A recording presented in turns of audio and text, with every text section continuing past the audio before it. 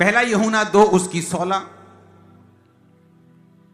मत्ती 6 उसकी 22 और 23, अय्यूब 31 उसकी 1,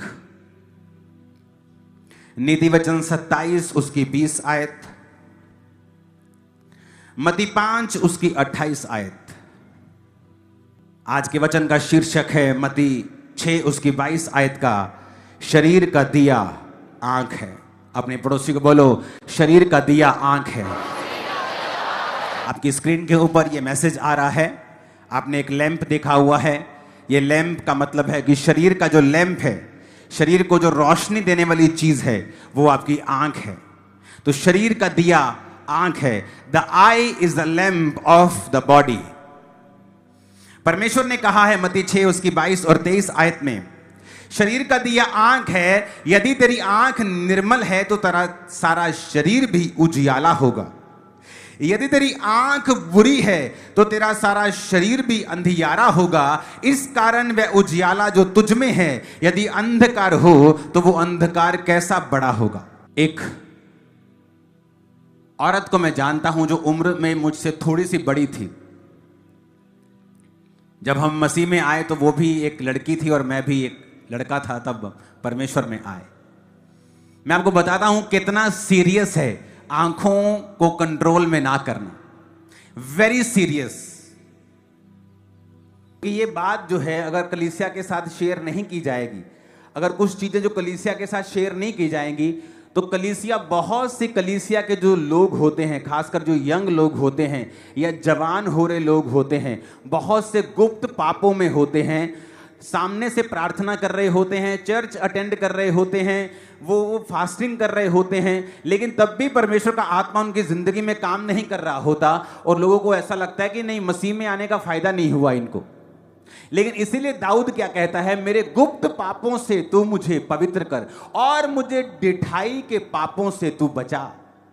तो गुप्त पाप जो होते हैं उन्हें लोग नहीं जानते, उन्हें लोग नहीं जानते, उन्हें आपकी फैमिलीज नहीं जानती। वो गुप्त पाप आप उन्हें जानते हैं। और दाऊद ने स्पेशल कहा, उसने कहा मेरे गुप्त पापों से तू मुझे बचा के रख, मुझे पवित्र कर, मुझे छुड़ा मेरे गुप्त पापों से। आंख आपकी लाइफ में आशीष लेके आ सकती है, आंख आपकी लाइफ में श्राप लेके आ सकती है। एक दिन मैं उस औरत के लिए प्रार्थना कर रहा था क्योंकि उसकी लाइफ में ना एक कर्ज काम कर रहा है।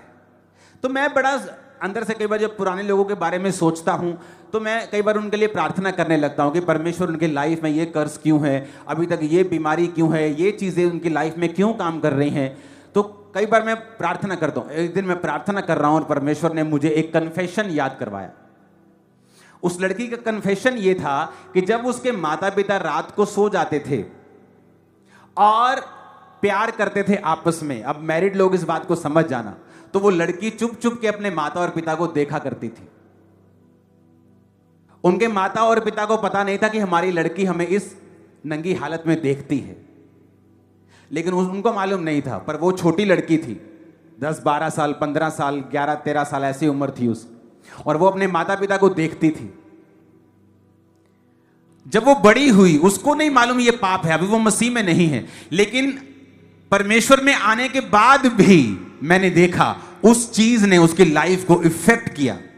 जबकि मसीह में आने के बाद आपके कर्सेस खत्म हो जाते हैं, लेकिन अगर आपको पता हो कि मैंने ये पाप किया है और मैंने खुदाबंद से माफी मांगनी है, और दूसरा फिर आप दोबारा से उन आंखों की अभिलाषाओं के अनुसार ना चले।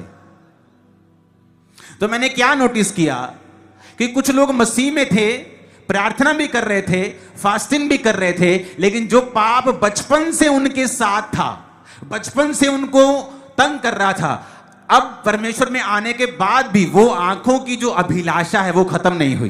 पहले बाप को देखा करती थी, अब वो लड़कों को देखा करती है।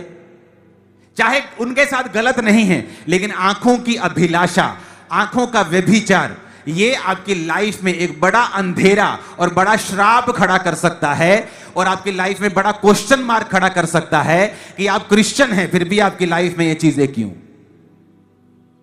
नीति वचन 27 उसकी 20 में लिखा है, अधोलोक और विनाश लोक वैसे ही मनुष्य की आंखें हैं जो तृप्त नहीं होती। पहला यूहन्ना 2:16 में लिखा है, जो कुछ संसार में है अर्थात शरीर की अभिलाषा, आंखों की अभिलाषा और जीविका का घमंड, वह पिता की ओर से नहीं परंतु संसार की ओर से, शैतान की ओर से है। अगर आपकी आंख आपके काबू में नहीं है, आपका शरीर आपके काबू में नहीं हो सकता। जीसस ने कहा, यदि तेरी आंख निर्मल है, तेरा शरीर उजियाला है। यदि तेरी आंख बुरी है, तो वो अंधकार जो तेरे जीवन में होगा, सोच कितना बड़ा होगा। जरूरी नहीं आप व्यभिचार करें तो व्यभिचार है। यीशु मसीह ने कहा, अगर तूने किसी को कुदृष्टि से देखा, गंदी आंख से देखा और अपने मन में उसके प्रति विचार को लेके आया, तो तू व्यभिचार कर बैठा है। आज बहुत से लोगों की लाइफ में अड़चन व्यभिचार है। उनकी लाइफ में हीलिंग क्यों नहीं हो रही, अगले लेवल पे वो क्यों नहीं जा रहे, व्यभिचार के कारण। आज उनकी जिंदगी में फलाना काम क्यों नहीं हो रहा, व्यभिचार के कारण। और परमेश्वर ने क्या कहा, यदि तेरी आंख बुरी है तो शरीर भी अंधियारा होगा। अय्यूब 31 उसकी 1 आयत में लिखा, मैंने अपनी आंखों के साथ वाचा बांधी है कि मैं किसी कुंवारी पर उसे कैसे लगाऊं। अय्यूब जो महान आदमी था, हम कई बार ये नहीं देखते कि महान कैसे बना, हम कई बार सिर्फ देखते हैं महान बना, लेकिन उसके पीछे के कारण नहीं देखते। अय्यूब तो ये भी कहता है कि विधवा मेरे कारण, आनंद के कारण गाती है, क्योंकि वो विधवाओं को ब्लेस करता था। अनाथों का मैं सहायक रहा हूं, अनाथों को वो ब्लेस करता था। उसने कहा, जो परदेशी हैं, मैंने जानबूझ के अपने बंदों को भेजकर उनका हाल पूछवा लिया। जबरदस्ती हाल पूछ लेता परदेशियों का। परदेशी आके दुहाई नहीं देते थे, उनसे पहले ही वो परदेशियों के पास चला जाता था। और आज लोग इंटरनेट के ऊपर परदेशियों के खिलाफ नफरत फैलाते हैं। यहां कोई यूपी से काम कर रहा हो, आपके मन में उसके प्रति नफरत पैदा हो जाए, आज इंटरनेट पे ये चलता है। क्यों? ये सब वचन के खिलाफ है। अय्यूब कहता, मैं इसलिए महान हूं। अय्यूब की किताब को पढ़ो तो बाइबल कहती है, अय्यूब सबसे अमीर था अपने एरिया का, अपने देश में सबसे अमीर था। जैसे भारत में कोई सबसे अमीर हो, अय्यूब कहते अपने देश में सबसे अमीर था, सबसे ज्यादा ब्लेस्ड था। उसका परिवार, उसका शरीर, उसके दोस्त, सब कुछ आशीषित था, सबसे ज्यादा। क्यों? अय्यूब कहता है, मैंने पापों के लिए मेल बलियां चढ़ाई, मैं परमेश्वर के सामने भय मानता हूं, खराई से चलता हूं, अनाथों का सहायक हूं, विधवाओं को मैं अच्छा सपोर्ट करता हूं, परदेशियों का हाल पूछ लेता हूं। कहता, मैंने अपनी आंखों के साथ वाचा बांधी है कि मैं इसे गलत दृष्टि से किसी की ओर नहीं लगाऊंगा। यह था अय्यूब के ग्रेट होने का सीक्रेट। हालेलुया। देखो वचन में क्या लिखा, कहता है, मैंने अपनी आंखों के साथ वाचा बांधी है। वाचा बांध ली आंखों से।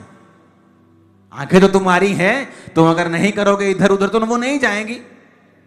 बहुत से लोग कंप्लेंट करते हैं, मेरे पे व्यभिचार के अटैक होते हैं, मुझे व्यभिचार के अटैक होते हैं। जिस दिन आप इन आंखों से गंदा देखना बंद कर देंगे, आप पर व्यभिचार के अटैक होने बंद हो जाएंगे, कितने भी बड़े लेवल के क्यों नहीं होते। आप कंप्यूटर पे गंदा देखना बंद कर दीजिए, आंखों से गंदा देखना बंद कर दीजिए, आप पर व्यभिचार के अटैक होने बंद हो जाएंगे। और आप गंदा देखना शुरू कर दीजिए फोन के ऊपर, कंप्यूटर के ऊपर, वैसे आपको व्यभिचार के अटैक होने शुरू हो जाएंगे, क्योंकि आंखों से ही आप चीजों को अंदर लेते हैं। परमेश्वर ने कहा, अब्राहम ये सारे जमीन को देख जो तेरे दाएं बाएं आगे पीछे है। उसने उठाई आंखें और देखा। परमेश्वर ने कहा, जो तू जमीन देख रहा है ना, तेरी आंखों से जो देख रहा है, मैं तुझे और तेरे वंश को दे दूंगा। जो तू देख सकता है, परमेश्वर कहता है मैं तुझे दे सकता हूं।